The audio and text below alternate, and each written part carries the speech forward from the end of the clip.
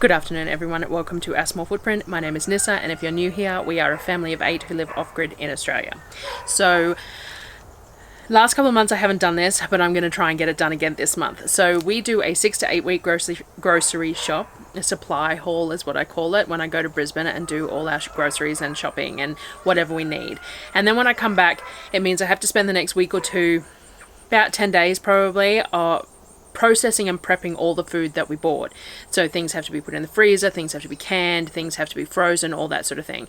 So what I used to do was I used to do a daily video that basically brought you along to see what I did each day in order to make all this food last. And that's the main thing, is making the food last for the full 6 to 8 weeks and no wastage. So make sure it gets eaten, gets processed in such a way that it can be pulled out later on in the month, gets portioned out so that we're not gorging as much at the beginning of the month, though we always do to a degree, especially on some of the fresh fruit that isn't as nice canned. The kids are gorging on plums and nectarines this shopping trip, this month, and they always have a bit of a go at the bananas, so I always try to freeze some of them to get ahead of them eating them all.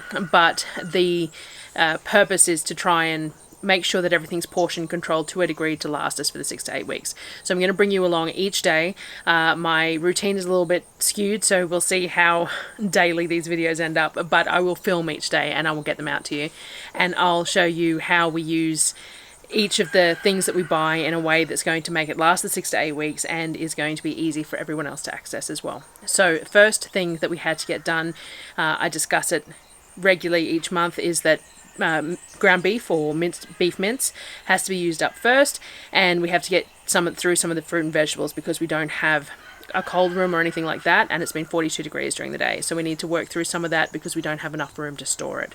So that's what we start with today. So come along and see what we got done.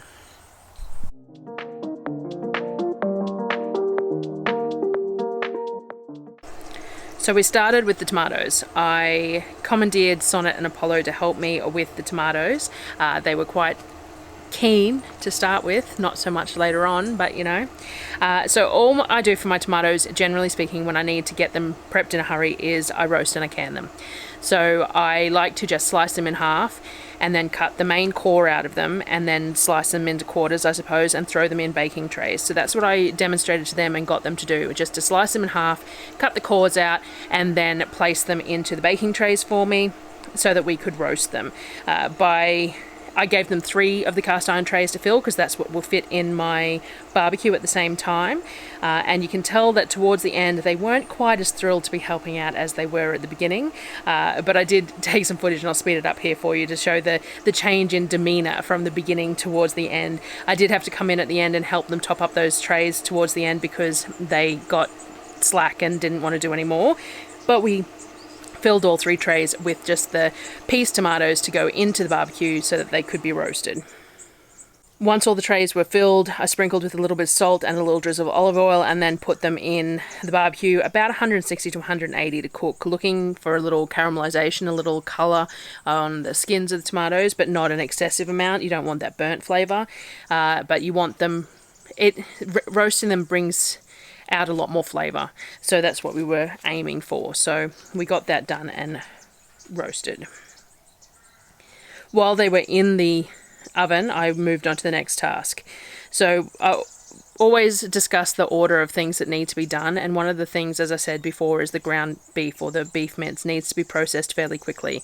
They generally only have a use by date on them of 24 to 48 hours, and it's to do with the quality of the meat that's turned into mince, but also when it's minced it creates more surface area, which allows for more bacteria to get into it and things like that.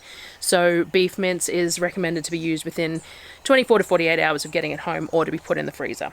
So we generally try and use it within the first few days. We're not particularly pedantic about the whole 24-48 hours, but we do try and use it within the first few days. So we're going to have hamburgers for dinner, because that's something that's nice with beef that hasn't been frozen and it uses up a little bit of it. But I decided to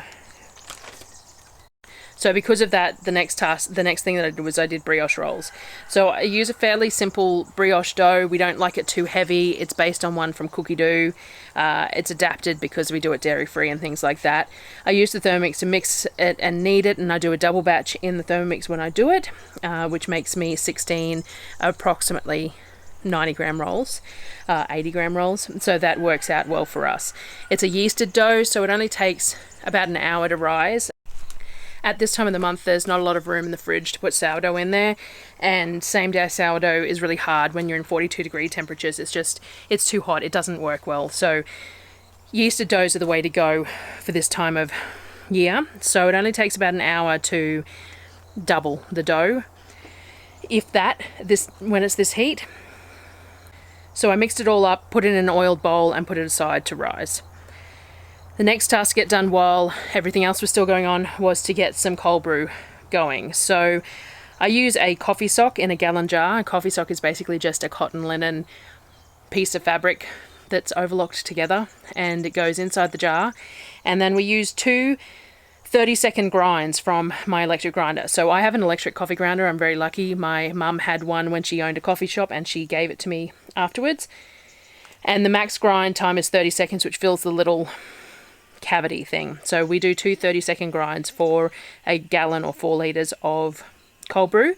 So I pour that into the coffee sock, and then I just pour filtered water over the top of it. So it takes me 3 and a bit jugs, because it's about each jug is about 1.2 litres, and so we're doing around about 4 litres of water.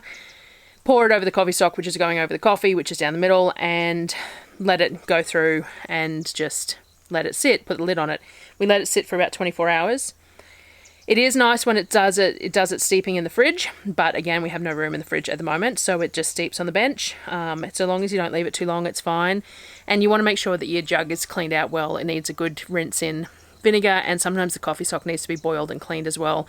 Otherwise, you get a little bit of a funny mouthfeel and taste when you're doing it, especially if it's being done in the heat. So fill that up, put the lid on it, and put it aside for 24 hours. And then I'll show you tomorrow what I do with it once it's steeped for the 24 hours. The tomatoes were all cooked. They had some good caramelization on them, and they were nice and bubbly and wonderfully smelly. So once they were done, we turned the barbecue off and let them cool for a little bit till I handled them. After the hour rise, I shaped the rolls. So I do 16 balls because 16 buns is a good number for us. That gives us 2 each, and you can either eat them in the meal or you can have one the next day, whatever you want to do. I shape the balls by bringing it all to the center, pinching it all to the underside of the balls, and then I use the normal standard that I do for rolling balls. I do it on my hand rather than on the board, but you just want to roll them into nice balls. You want to have good, tight skin over the top of them, and then that way they will rise within the ball shape and cook nicely with a nice domed top. So you want to bring them into balls and put them on the tray for a second rise. So I put them all on the trays as needed. I'm short on trays here because of the 3 trays being used for the tomatoes, so I'm just using what I have. These ceramic trays aren't ideal. You cannot put them over the side of the barbecue that has open flame or they will crack, so you have to rearrange things when you're doing it, but that's life. We will manage. While they're doing their second rise, I started on pureeing the tomatoes. So some people take only the flesh out and leave the juice behind. Some people take the skins off and just do all the flesh. I just puree the whole lot. I have Thermomix, so Thermomix purees quite well, and if it doesn't get heavily pureed this time, like if there's still some bits in it, it doesn't matter because when I cook it up, I can use the immersion blender on it again. So what I'm going to use this for is roasted tomato soup base. So it's basically just roasted tomatoes pureed up with a bit of salt. And then what I'm going to do is when I pour the jars out, I'm going to add a bit of stock, probably a bit of coconut cream, and we can serve it with, and some fresh basil if I've got basil, and we can serve it with sourdough bread rolls. That's the idea. So I didn't want to add too many flavors to it, and some herbs and spices can taste a little bit burnt sometimes, so it's nice to have that tomato base. And these tomatoes are lovely roasted. They end up really sweet, and I could just about eat it by the spoonful as is anyway. So I just pureed it all up in the Thermomix in batches to a good texture.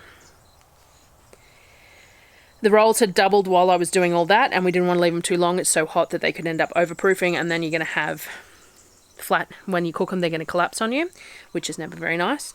So I had to put them in to be baked. So I sprayed them in with a little bit of oil. You could brush them with butter or with egg if you wanted, but I just used a little bit of oil and put them in to bake. I bake them at 200 for about the 25-minute mark, and that seems to work for me. Obviously, I'm in a barbecue, so it does, vary things a little bit, but that's what seems to work for me. While they're baking, I start canning up the soup base. So I'm just going to pour it into jars. I've got 20s and 27s here, Fowler's jars. I used a little lemon juice in the bottom of the jars. When using tomatoes from unknown sources, then there's all this thing about the acidity of them could be not quite high enough for the water bath canning process. So I just put a little bit of lemon juice in the bottom, which is fine because for what they're being used for, it's not going to affect anything. So I filled the jars. Now, once you puree it up in the Thermomix or anything like that, you're adding air to it, and realistically you should reheat it again to get any of the air out. I didn't do that because I have far too much going on. I just am aware. You also, if you reheat it, you're going to reduce it down a little bit. So some of that water that was added back into it from the roasting is going to separate if I don't reheat it and reduce it a little bit. But again, I'm not concerned because it's a base for something. So being a little bit liquidy and that is really not that big a deal. So I just filled the jars as is. I made sure to debubble them well and mix around and get as much air out as I could, but I know that there's going to be some air in those jars because I pureed them up in the Thermomix. That introduces air, and that's just what happens. I did all the normal. I cleaned the rims with white vinegar, put the rings on, cleaned the rings as well, cleaned the inside of the lids with white vinegar, and put the clips on the jars. Now, I have been using single clips here a lot because a lot of people have huge opinions on you shouldn't double clip, and I've always double clipped. But I had 2 of these jars fail. And I very rarely get failures when I double clip, and I do think that a lot of my clips are stretched, and maybe that's it, and I think I'm just going to go back to double clipping no matter how much people like to tell me that I only need 1 clip. So 2 of these jars did fail, which is fine. They just go in the fridge and we'll use them in the next couple of days, or I'll reprocess them if I'm processing something else. But anyway, I did it in a boiling water bath because unfortunately the 27s don't fit in a steam canner. Steam canner also says that 40 minutes is a maximum processing time, and because 27s are 650ml, I think, which is over a pint, then realistically I should process them for 45 minutes. So I did them in the water bath because that way I can process them for 45 minutes without worrying about it. So once they went into the water bath canner, the water in the canner is warm because the jars are warm. Get it up to a rolling boil. Once it's at a rolling boil, start the timer for 45 minutes. Once the 45 minutes is up, turn the canner off and then let them sit there for 5 minutes.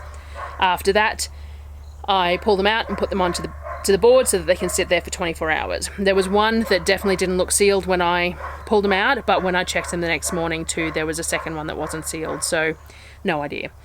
But you can see that there is some separation there in the jars, the tomato water versus the solids at the top. As I said, it doesn't worry me. If you shake the jars, it blends back up anyway. Once that was done, we're still rolling into the tasks. So we had a tray of strawberries that were put in the freezer that were a little bit soft, that were to flash freeze so that they could be bagged and put into the chest freezer. I hadn't supervised this being done, and I do notice that all the greens are still on the strawberries, so they're just going to have to deal with greens in their smoothie. But anyway, so we bagged them up and then refilled that tray with bananas. So the whole box of bananas, they go ripe pretty quick because they're gassed normally before we receive them. So when they go ripe, they start going ripe quickly and in our heat. So any that had any broken skin or were starting to really spot up, we stuck in the freezer so that we could use them for smoothies or ice cream and things like that. So we refilled that tray, put them with the bananas, stuck them in the freezer. We also vacuum sealed the rest of the mince that we weren't using for hamburgers. So I've got about 8 serves of bolognese in the freezer at the moment, so I don't need that urgently.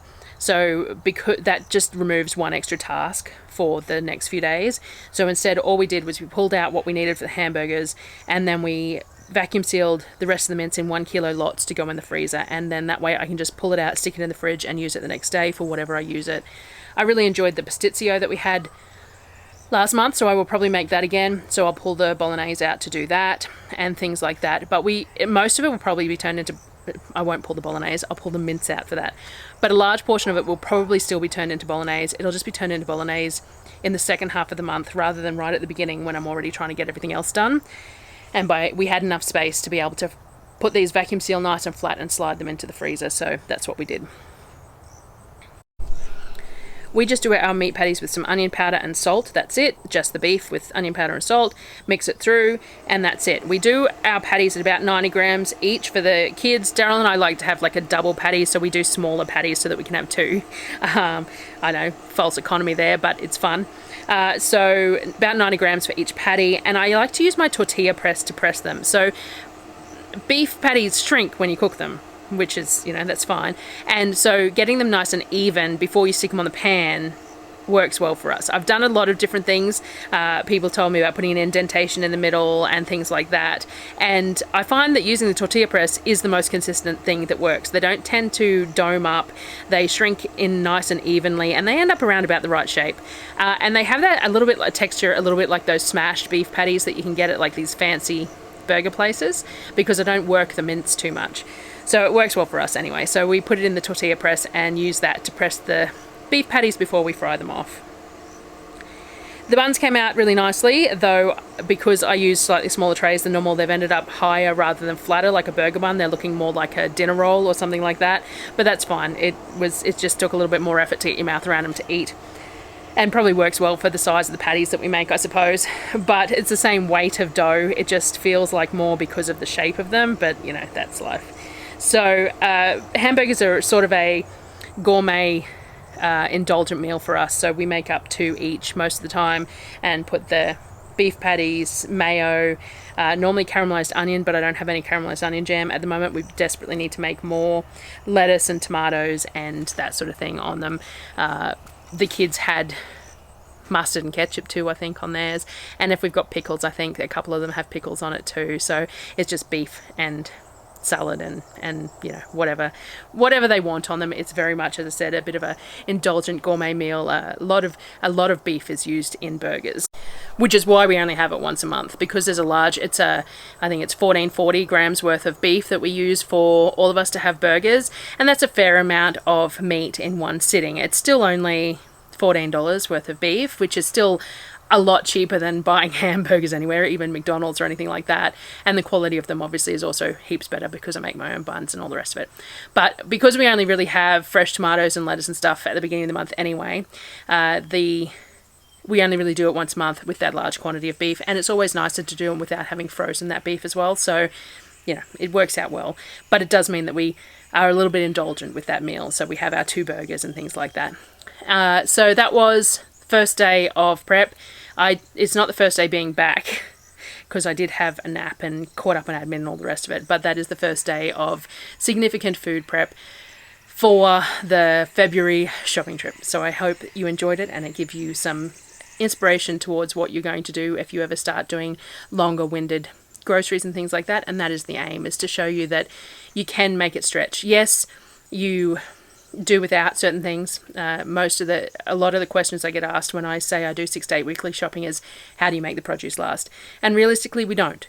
We preserve and process a lot of it, and we use it in that fashion. The kids will eat frozen fruit as easily as they'll eat fresh. We actually had cubes of mandarin that I had pureed up and frozen, and the kids were having cubes of that in water today as a juice, I suppose.